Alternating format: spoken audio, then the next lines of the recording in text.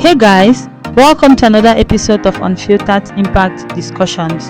If this is your first time tuning in, I am Eneme Gift, aka the Community Girl, and this is a space where we talk about real, raw, unfiltered, and impactful issues. No sugarcoating, no holding back. This is a podcast where we tackle real issues affecting our communities, challenge harmful norms, and work towards meaningful change. Today, I would like us to dive into a very serious and deeply important topic, often misunderstood: sexual violence. Now, I know this isn't the easiest conversations to have, but that is exactly why we need to have it. I am currently on a campaign against sexual violence, and I feel a strong responsibility to use this platform to shed light on the issue, educate, and offer solutions. Because the truth is, too many people suffer in silence, and it is time to change that. So grab a seat, take a deep breath, and let's get into it. Sexual violence is a global issue, yet many people still do not fully understand what it includes, how it happens, or the long-term impact it has on survivors. So today, we are going to break it down. No fluff, no sugarcoating, just raw and unfiltered truth. Now, what exactly is sexual violence? Let us start with the basics. When people hear the term sexual violence, they often think of rape, which is a serious and devastating crime. But it is actually much broader than that. Yes, sexual violence is actually much broader than rape. Sexual violence includes 1. Sexual harassment. With sexual harassment, we are talking about unwanted comments, unwanted advances, or gestures. All of those inappropriate remarks that people throw at you, they all count. Unwanted comments like, "Hey, beautiful, you look sexy today." Unwanted advances like maybe blinking eyes with you, maybe touching you anyhow. All of those things count. They are all part of sexual violence. Another form of sexual violence is coercion and manipulation. You keep on pressuring someone into a sexual act they do not want. You manipulate somebody to come probably collect money in your room, or maybe you say, before I give you this amount of money, you have to do this. Manipulation. You coerce, you want to blackmail that person into doing something that they do not want. That is sexual violence. You're pressuring someone into a sexual act. You want that person to have a sexual act with you out of his or her own will. That is sexual violence. Now, another form of sexual violence is child sexual abuse. This is a serious violation that affects millions of children worldwide. I mean, under your roof as a parent, your child can be going through sexual abuse. Your elder brother can be sexually abusing your child under your roof. So I went to a church today for the campaign I'm carrying out, and the church is actually following up a rape case of a 4-year-old boy who was raped by a community member. Can you imagine? A 4-year-old boy, a child, and the family of the child is not even well to do. I mean, the mother is not even well to do, the grandmother is not well to do. They are vulnerable. Can you imagine a big man taking advantage of a 4-year-old? Who does that? Are you cursed? Now, we have another form, which is non-consensual sharing of explicit images. This one usually happens digitally. You just sit and someone sends you a nude. All of those porn sites. This is also known as digital sexual violence. It happens in our generation a lot. Okay, so those are the forms of sexual violence that I want to talk to us today about. I'm going to reiterate: sexual harassment, coercion and manipulation, child sexual abuse, non-consensual sharing of explicit images. So this is just to tell you that sexual violence, when you hear about sexual violence, it is not all about rape itself. Now, the one thing that is common amongst all of these forms of sexual violence: lack of consent. If someone does not or cannot give you a clear and enthusiastic, a capital big YES, it is not consent. Do not take advantage of that person. A yes, I will do it should be clear, enthusiastic. I mean, and it should come with happiness, not okay, I will do it. Okay, let's just do it. Okay. Oh no. That is not consent. That is not consent. If you do such a thing, you'll be carrying out sexual violence on that individual. So why is sexual violence so common? Why is sexual violence so common in our communities? Why is sexual violence so common in our schools, in our churches, in our quarters, and all the like? Why? You might be asking yourself, why does this happen so much? Well, it is a mix of power, control, and societal norms that have excused or ignored abuse for too long. One of the reasons why sexual violence is so common in our societies today is the victim blaming culture. What was she wearing? Why was he or she out at that time? This kind of thinking shifts responsibility from the abuser to the survivor. You keep blaming that victim. When somebody comes to you and say, I was sexually abused, I was sexually assaulted, and the first thing is, what did you go to do there? What were you wearing? Why were you passing there? What, why, this, where, how, this? You are asking questions that can make the survivor to keep more information to him or herself, which is not good. Instead for you to hurriedly look for the abuser, you are blaming the victim. We should stop all of this victim blaming culture. When abusers know that the victim or the survivor will be blamed, of course they will continue doing it because they know that the blame will go back to the survivor. Let us stop the victim blaming culture. It promotes sexual violence in our communities. Another reason why sexual violence is so common is the silence and stigma. Many victims don't report because they fear being judged, shamed, or not believed. You will prefer to keep silent if you go and tell somebody and the person do not believe you, or the person starts asking you some kind of questions. Somebody will keep silent if they know that after saying that thing, they'll keep reminding him or her about that thing. You see that girl way, you see that boy way, you see that girl way, you see that boy way. All of those things promote sexual violence. They make the survivors to keep still, to be quiet, to take it lightly, which is not good. The silence and the stigma that is attached to it, we have to kill it. Survivors need to speak up. Survivors need to seek justice. Okay. Another reason why violence is so common is a lack of accountability. We have weak laws, poor enforcement, and community indifferences. All of these factors, the weak laws, the poor enforcement, and the community indifferences, allow abusers to walk free while survivors struggle to heal.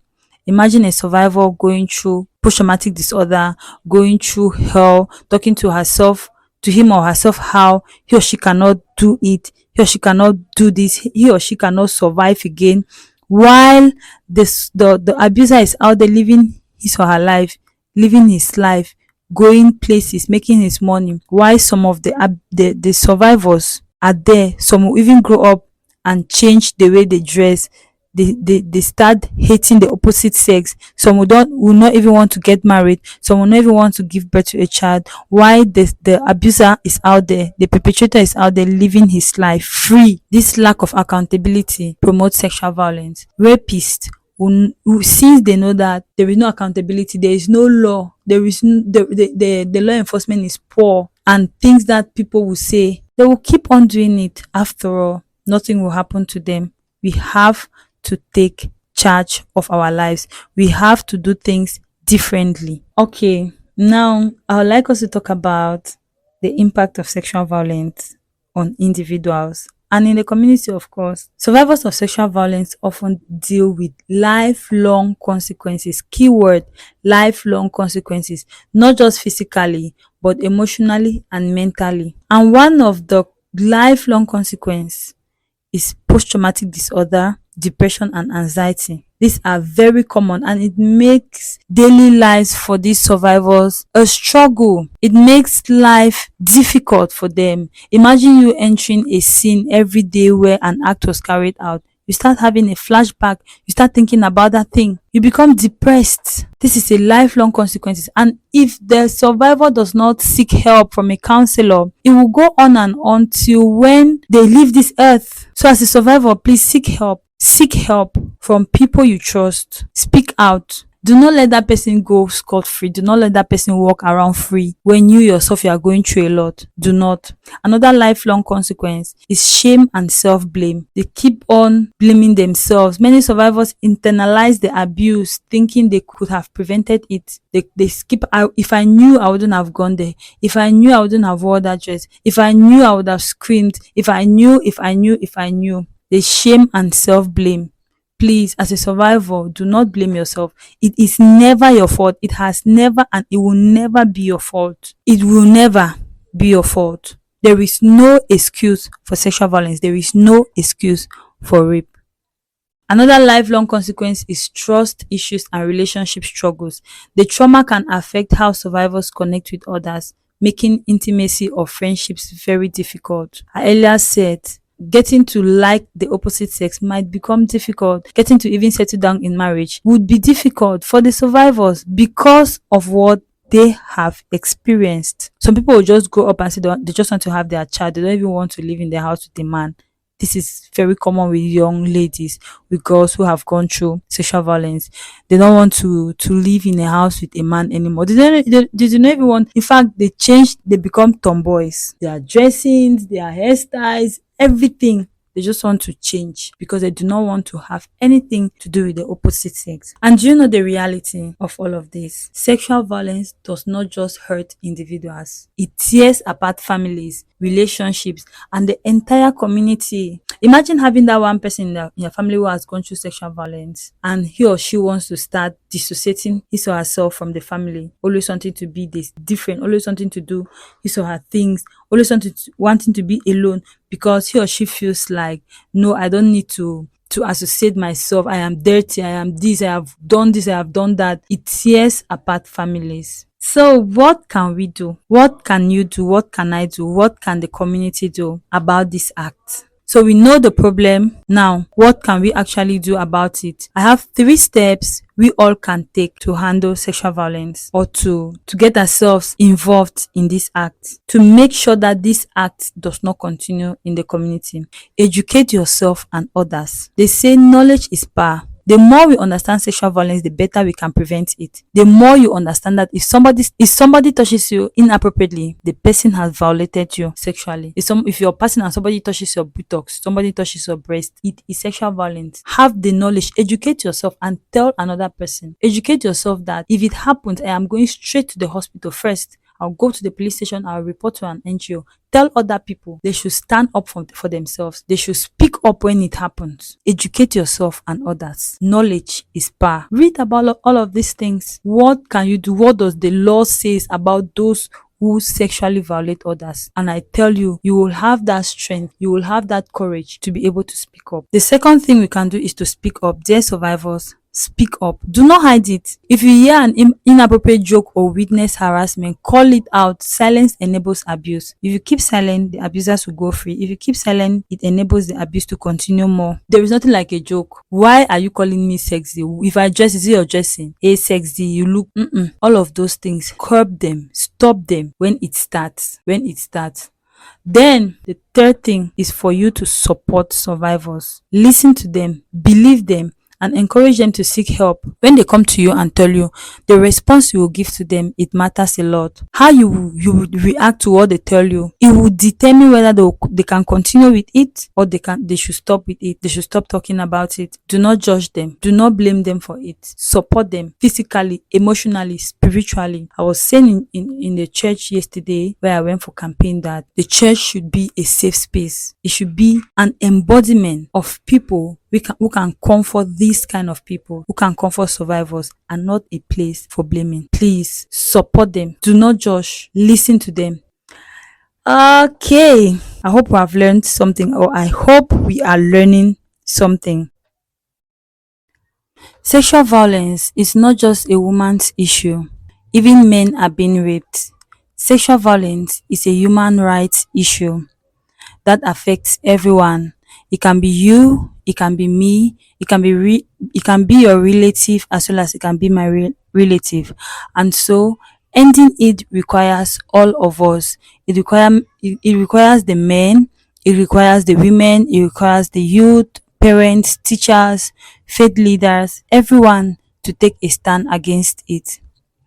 If this episode resonated with you, I would like you to share it, start conversations, and let's build a movement that fights for justice and safety for all. Thank you for listening to Unfiltered Impact Discussions. Please don't forget to subscribe. Follow me on TikTok as a community girl.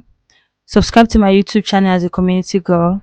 Follow me on other social media platforms and join the conversation using hashtag break the silence, hashtag voices for change, hashtag end sexual violence, hashtag the community girl. I will see you in the next episode where we will talk about why survivors struggle to speak up and why and how we can create safe spaces for them to share their stories. Stay safe, stay aware, and keep pushing for change.